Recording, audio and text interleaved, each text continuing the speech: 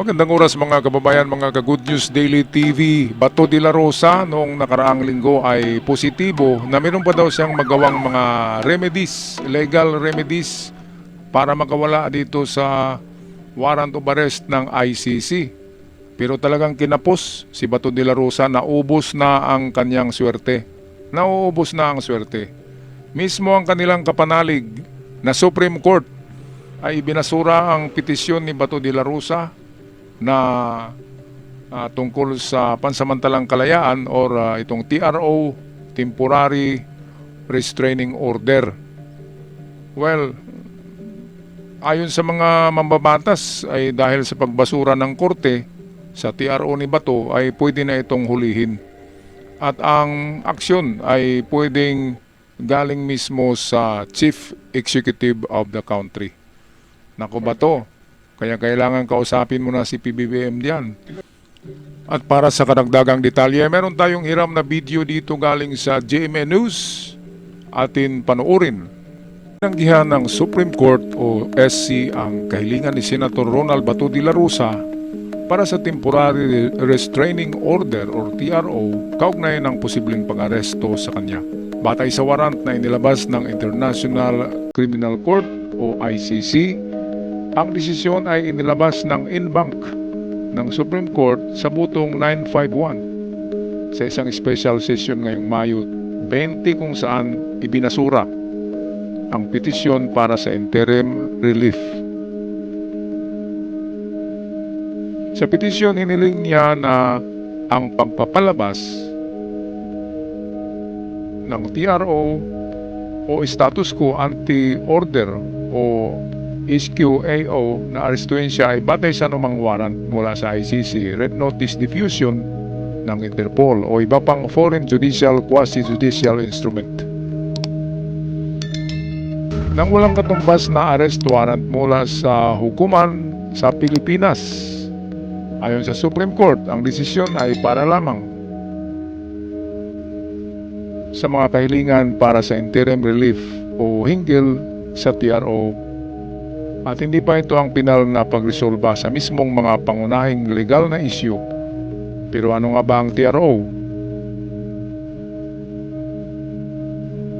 Ang Temporary Restraining Order or TRO ay isang pansamantalang utos ng korte na pagpapahinto sa isang aksyon, implementasyon ng desisyon o pagpatupad ng kautusan habang dinidinig pa ang isang kaso. Maaari itong magsilbing pansamantalang proteksyon hanggang sa pagdinig para sa preliminary injunction kung saan masusing tinitimbang ng korte ang mga argumento ng magkabilang panig. Dahil sa desisyong ito ng Korte Suprema, pwede nga bang arestuin si Senator de la Rosa?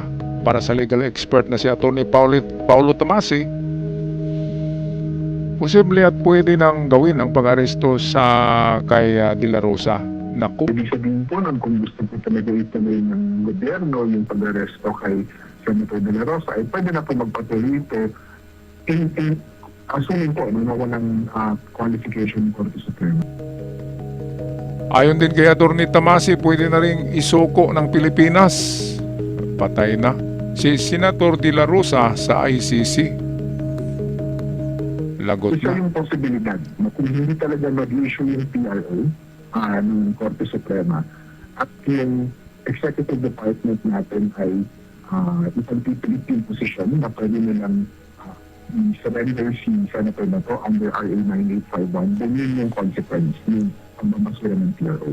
Pwede siyang i-implement under RA 9851 at hindi na ito kailangan dumaan sa isang lokal na korte. So inaantay na lang natin kung papanigan ng Korte Suprema yun ultimately dun sa final na decision. At sinabi rin ng Malacanang nitong Mayo 20 na matapos ang desisyon, may turing na may bisa ang ICC arrest warrant laban sa senador. Naku. Sa ngayon, masasabi po natin na ang warrant of arrest ay valid laban dito kay Senator Bato de la Rosa. Ayon sa Yusek Claire Castro ng Malacanang, ang lahat ng maaaring interpretasyon at evaluation sa nasabing resolusyon ng Supreme Court ay ibabato natin sa DOJ. Inirespeto naman daw ng kampo ni De La Rosa ang aksyon ng Korte Suprema sa aplikasyon for interim relief.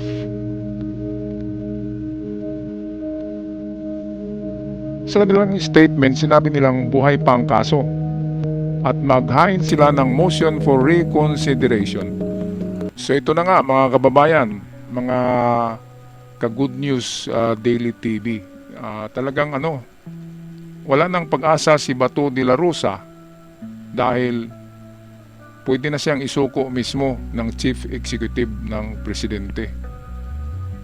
Pagkatapos na ibinasura ng Supreme Court ang kanyang petisyon sa interim relief or itong temporary restraining order. Kahit na gagawa pa sila ng motion for reconsideration at ibabasura din yan dahil walang grounds. So talagang sabi ni Attorney Conte ng ICC, Attorney to the Philippines, si Conte, na wala na talagang legal remedies si Bato kundi ang sumuko sa ICC at magpalitis para ang ICC nang magbigay ng desisyon na pinal para kay Bato de la Rosa. Alright, good luck sa iyo Bato de la Rosa.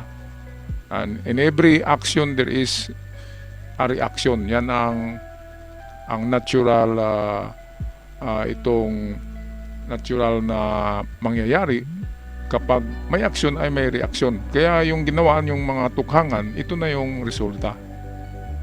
So sa law of physics, in every action there is a corresponding reaction. So yan nga yung nangyayari kay Bato. Alright, good luck sa iyo Bato at sana ay maliwanagan ka sa iyong kaso para matanggap mo ito ng maluwag sa iyong puso.